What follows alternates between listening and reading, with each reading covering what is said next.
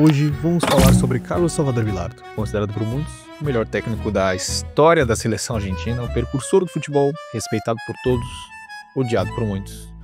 E também esse cara era impossível de ignorar. Carlos Salvador Vilardo nasceu em 16 de março de 1938, em La Paternal, em Buenos Aires.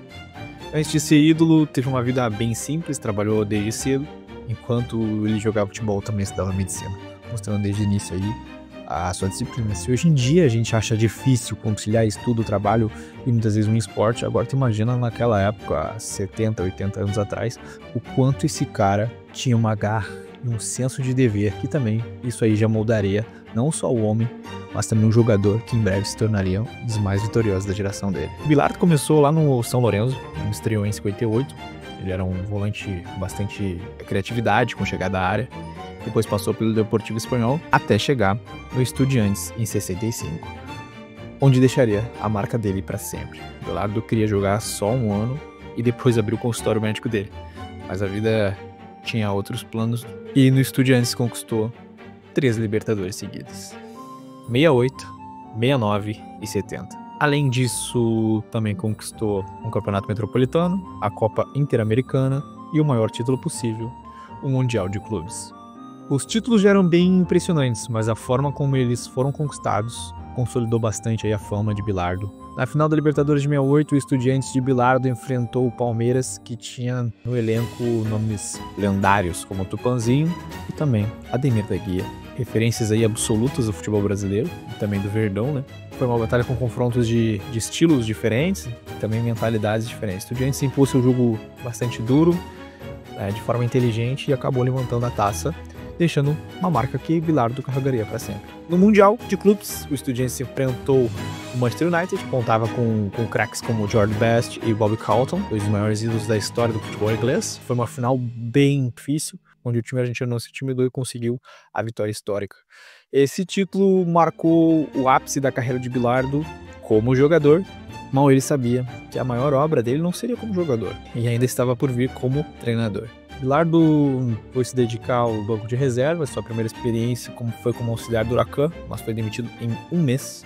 Em 71 assumiu o Estudiantes, que estava em crise, com os jogadores em conflito, estava com bastante dificuldade, o vestiário rachado, e a primeira ação dele foi reunir o grupo, unir o time. Ele sabia que para vencer não teria como fazer isso com o vestiário rachado, precisaria de bastante disciplina e sacrifício. Assim, começou a construir um estilo único, né, com bastante obsessão por detalhes, por controle psicológico, com muita tática, e depois de reerguer o Estudiantes, foi para o Deportivo Cali, levando o clube à final de Libertadores.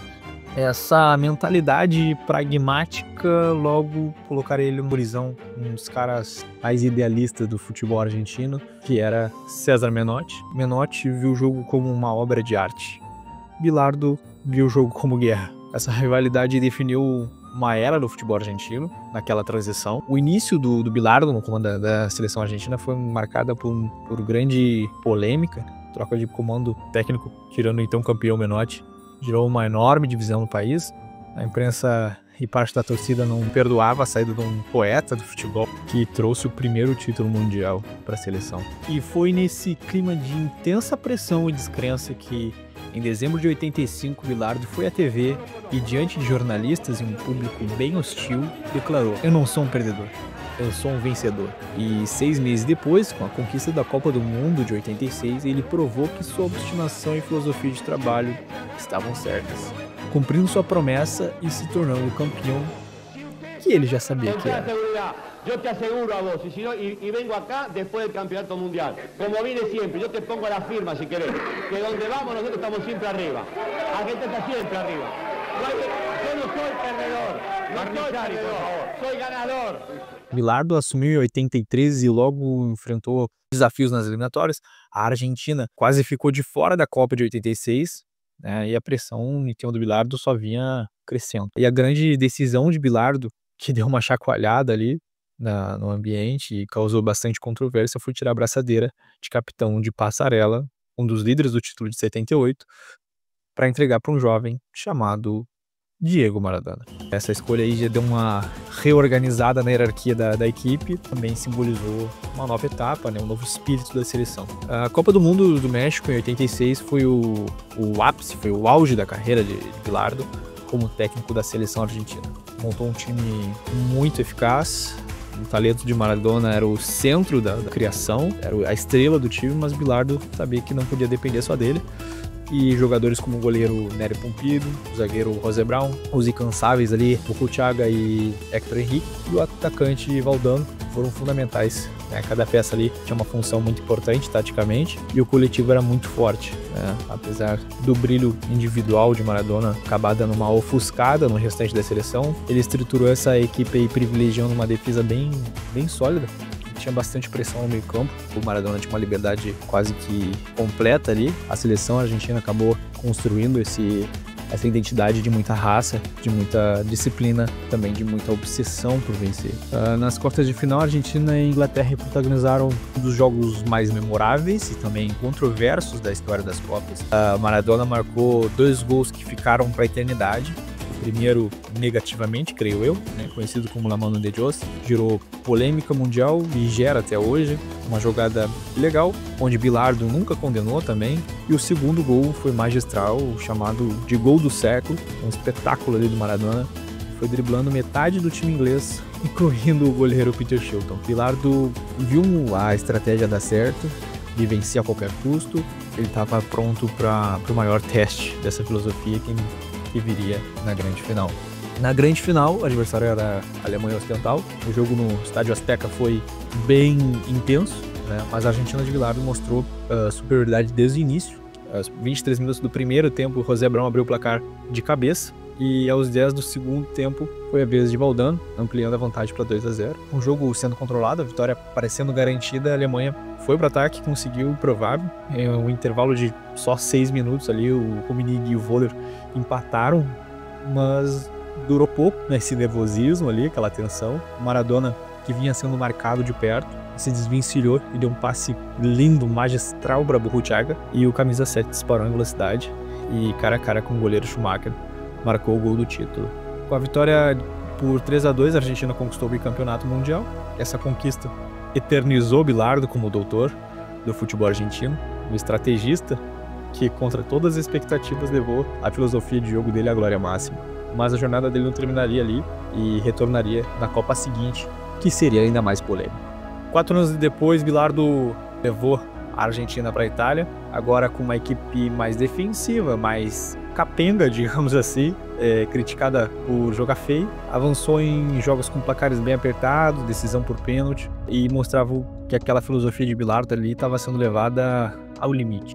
Teve um episódio da água batizada que marcou a história daquela Copa também. A partida contra o Brasil nas oitavas de final, a Argentina estava vencendo por 1-0 com o gol do Canidia, mas a seleção brasileira estava dominando o jogo.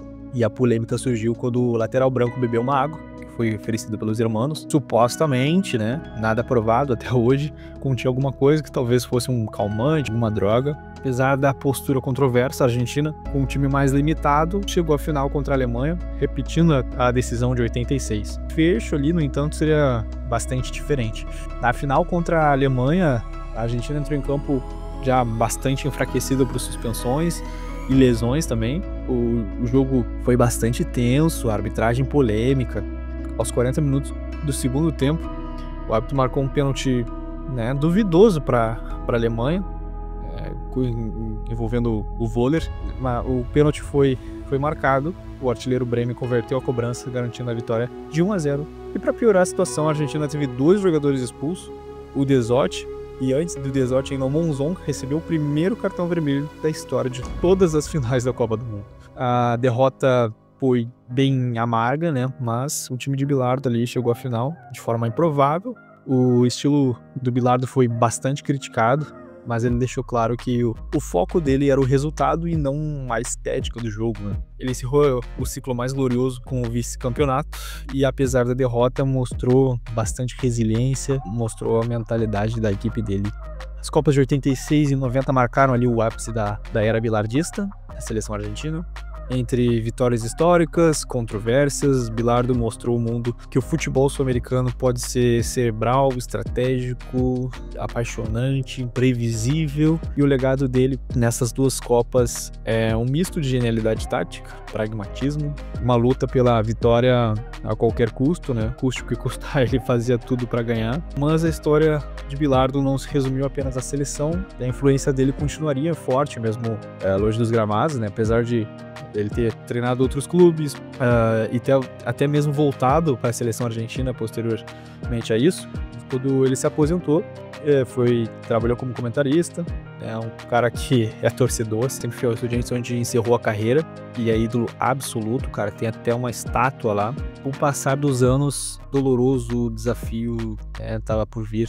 Um desafio bem doloroso. Desde 2017 ele sofre de uma doença neurodegenerativa bem rara, chamada síndrome de Hacking-Adams, que causa perda de memória, depressão, mudança de humor e até demência. Até por causa desse quadro de saúde, a família escolheu não contar para ele sobre a morte de Tata Brown e de Maradona, né, dois jogadores que foram campeões mundiais com ele, grandes amigos, e ele tinha uma relação quase paternal com eles, em especial o Maradona, e só soube da morte do Maradona em 2022 porque percebeu algumas homenagens, ele fez algumas perguntas, e apesar disso não perde nenhum jogo da Argentina, nem do Estudiantes, o clube do coração dele.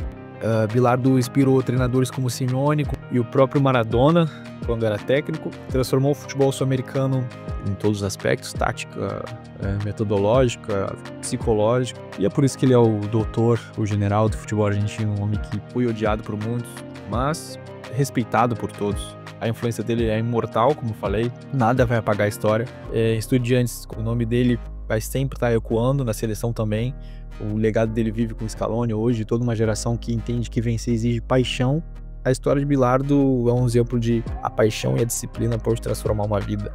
Questão de trabalhar, fazer medicina, ser jogador, ser treinador, tudo isso exigiu muito da disciplina de Bilardo, e esse é o legado que jamais vai ser esquecido, apesar de todas as controvérsias e polêmicas. Eu espero que essa história tenha mostrado a força, a complexidade e a paixão de um dos maiores nomes do futebol sul-americano.